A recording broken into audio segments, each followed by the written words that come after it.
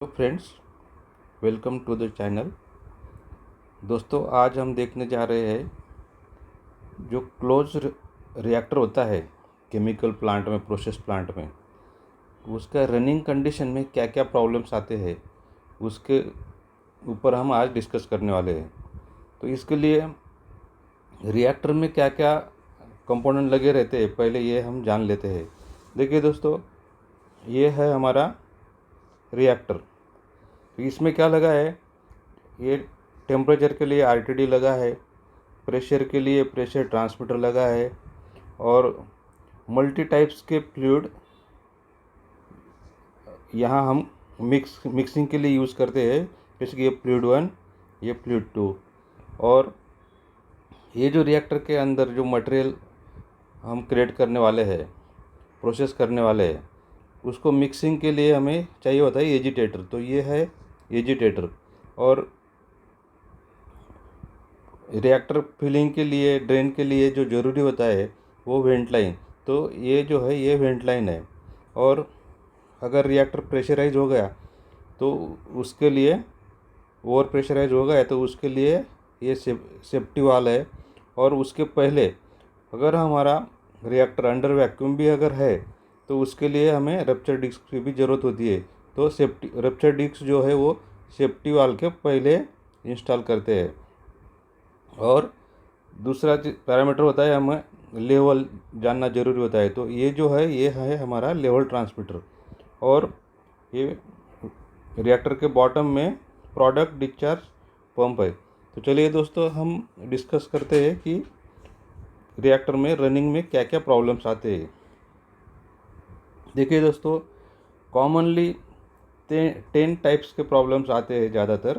देखिए, there is no fix number but typically 10 major categories of problems occur in a closed reactor during operation। तो ये 10 knows जो problems है ज़्यादातर ये मेजर कैटेगरी में रहते हैं। तो सबसे पहला प्रॉब्लम है प्रेशर रिलेटेड प्रॉब्लम। तो इसमें क्या, प्रेशर की क्या प्रॉब्लम आ सकती है हमें, over pressure due to reaction runaway और gas generation.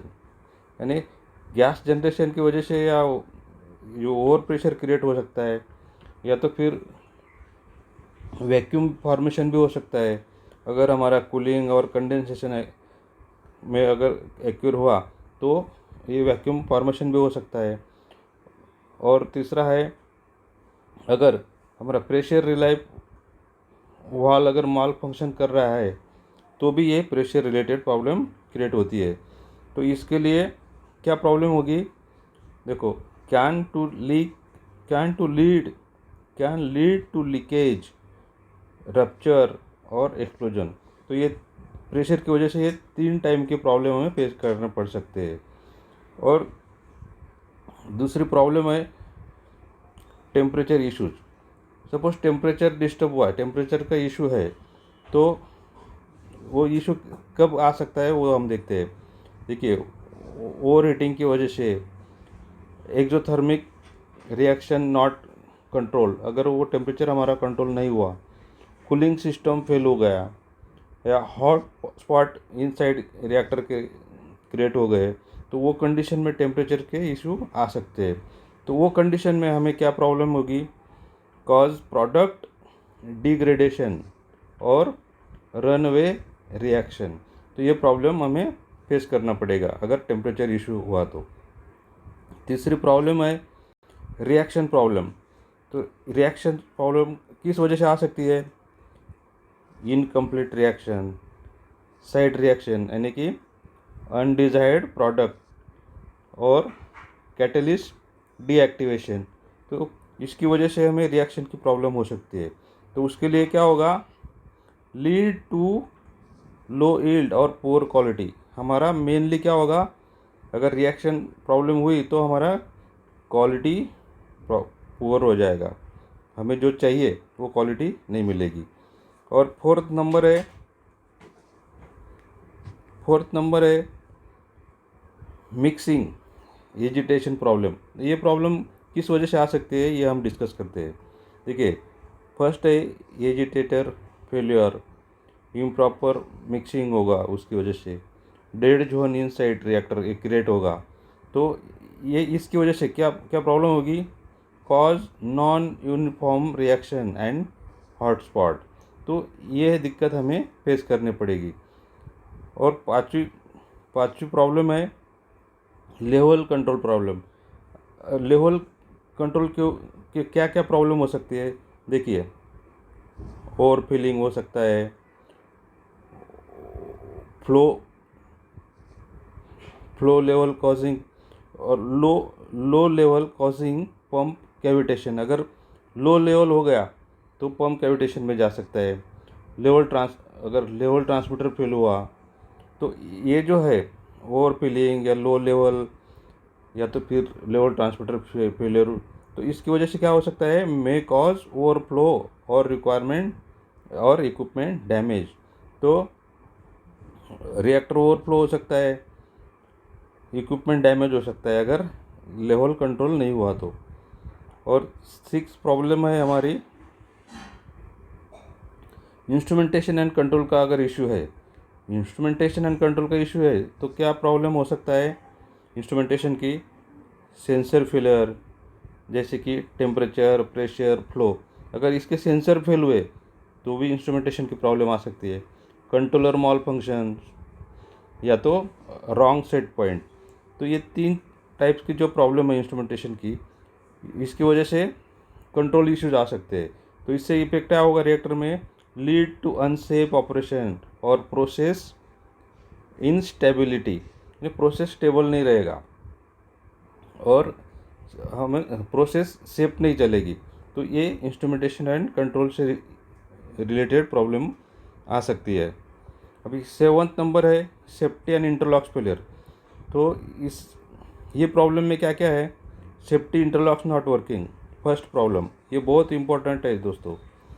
Safety interlocks not working, emergency shutdown failure, अगर सेफ्टी इंटरलॉक ने काम नहीं किया तो मेजर इंसिडेंट हो सकता है और हमें इमरजेंसी शटडाउन की ज़रूरत पड़ती है। और अलार्म नॉट ट्रैकिंग, सपोज़ कोई अलार्म नहीं आया टाइम पे, तो ये सेफ्टी एंड इंटरलॉक फेलियर की प्रॉब्लम आ सकती है। तो इसमें प्रॉब्लम क्या होगी, हाई रिस्क ऑफ एक्सीडेंट।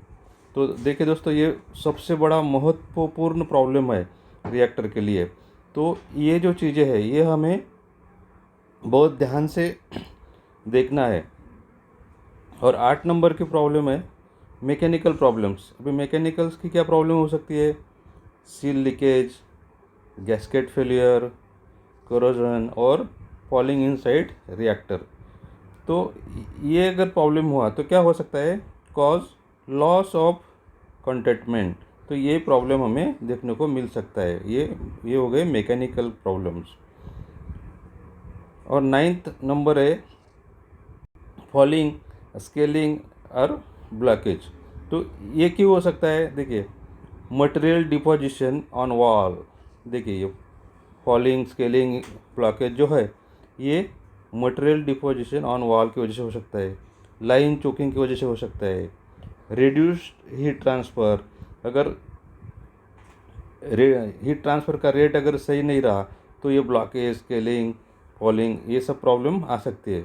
तो उससे हमें रिएक्शन पे क्या दिक्कत होगी, रिड्यूस इफिशिएंसी एंड कंट्रोल। तो हमें इफिशिएंसी नहीं मिलेगी और कंट्रोल सही काम नहीं करेगा। तो ये 9th नंबर की प्रॉब्लम हो गई। अभी 10th नंबर जो है ये भी बहुत इंपॉर्टेंट प्रॉब्लम है दोस्तों, ये है यूटिलिटी फेलियर। अगर यूटिलिटी फेलियर, अभी यूटिलिटी फेलियर में हम क्या क्या क्या आता है, देखिए, सपोज पावर फेल हुआ, कूलिंग वाटर लॉस हुआ, इंस्ट्रूमेंट एयर फेलियर। तो तो ये जो है पावर, वाटर और एयर, ये 3 जो पैरामीटर ये बहुत ही महत्वपूर्ण है रिएक्टर के लिए, प्रोसेस के लिए।